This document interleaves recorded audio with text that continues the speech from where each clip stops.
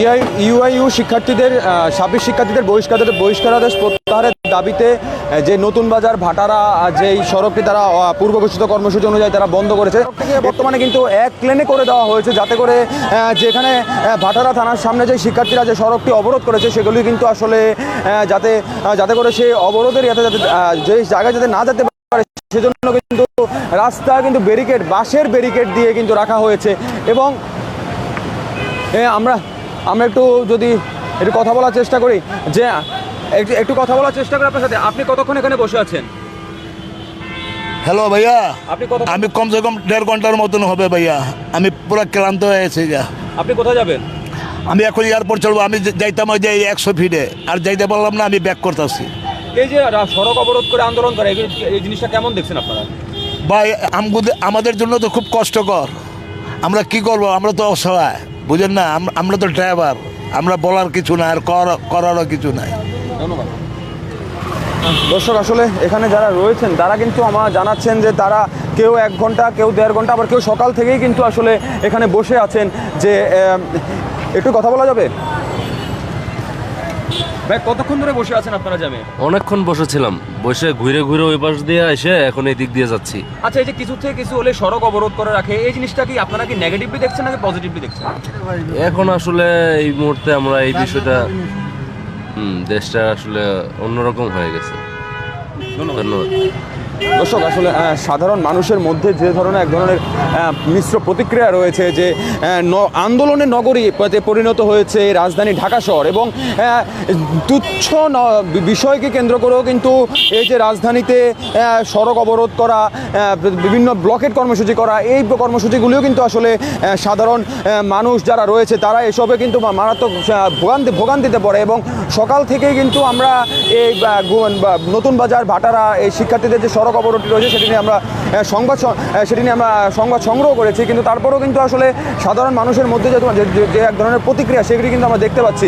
এবং গাড়িগুলিকে কিন্তু আসলে এক লেনে করে দেওয়া হয়েছে, যাতে করে সাধারণ মানুষের কোনো রকম বিশৃঙ্খলা সৃষ্টি না হয়। এবং এখানে যেহেতু ঢাকা চিটাগাং মহাসড়কটি কিছুক্ষণ এর থেকে কিছু পরেই, সেহেতু কিন্তু আসলে যে আজকে যেহেতু শনিবার সাপ্তাহিক শেষ ছুটি, মানুষ কিন্তু আসলে ঢাকায় ঢুকবে, সেহেতু কিন্তু আসলে মানুষের মধ্যে এক ধরনের মিশ্র প্রতিক্রিয়া রয়েছে। আমি যদি একজন বাস ড্রাইভারের সাথে কথা বলি, কতক্ষণ ধরে বসে আছেন এই সিগন্যালে? প্রায় তো 2 ঘন্টা। যাত্রী সব নেমে গেছে নাকি? না, যাত্রী আছে, তারা তো আর নামে কিভাবে? 500-600 টাকার টিকিট না। কোথায় যাবেন আপনি? আমরা যাব ফরিদপুর বোয়ালমারি। দর্শক, আসলে দর্শক, হ্যাঁ, যে ঢাকা শহরে যে লোকাল বাস যেগুলো রয়েছে সেগুলো কিন্তু দীর্ঘক্ষণ ধরে জ্যামে বসে আছে। এবং মানুষ কিন্তু আসলে কোনোভাবেই কিন্তু আসলে এই সড়কটি যেহেতু এটি একটি ব্যস্ত সড়ক, এই সড়কটিতে আসলে মানুষ কোনোভাবেই কিন্তু যান চলাচল করতে পারছে না। এবং লং রুটের গাড়িগুলি এবং ঢাকা শহরের মধ্যে যে গাড়িগুলি চলে সেগুলোও কিন্তু ঘন্টার পর ঘন্টা এই শিক্ষার্থীদের সড়ক আন্দোলন নিয়ে ঘন্টার পর ঘন্টা তারা কিন্তু আসলে সড়কে অবস্থান করছেন। দর্শক, আমরা আপনাদেরকে নতুন বাজার ভাটারা থানার সামনে থেকে সরাসরি আপনাদেরকে দেখানোর চেষ্টা করছি যে আসলে সাধারণ মানুষের কী পরিমাণের ভোগান্তির শিকার হচ্ছে সাধারণ মানুষ, সেই বিষয়টি আপনাদেরকে তুলে ধরার চেষ্টা করছি। অর্থাৎ আমি এখানে আসার পর থেকেই যে যানজটের যে দীর্ঘ সিগন্যালটি আমরা দেখতে পাচ্ছি সেটি কিন্তু এখনও চলমান রয়েছে।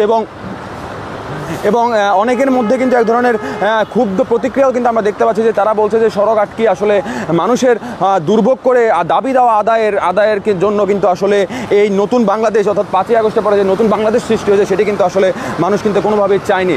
এবং যে গাড়িগুলি আসলে দূরপাল্লার গাড়িগুলো সেগুলোও কিন্তু আসলে এখানে দাঁড়িয়ে আছে।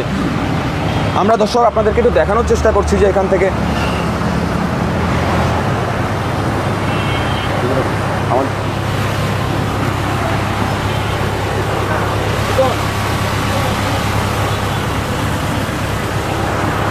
দর্শক, আসলে যতটুকুই আসলে ক্যামেরার লেন্স যে ফোকাস যাচ্ছে ততটুকুই কিন্তু আসলে সড়কে যে একটা তীব্র যানজট আমরা আপনাদেরকে দেখাচ্ছি।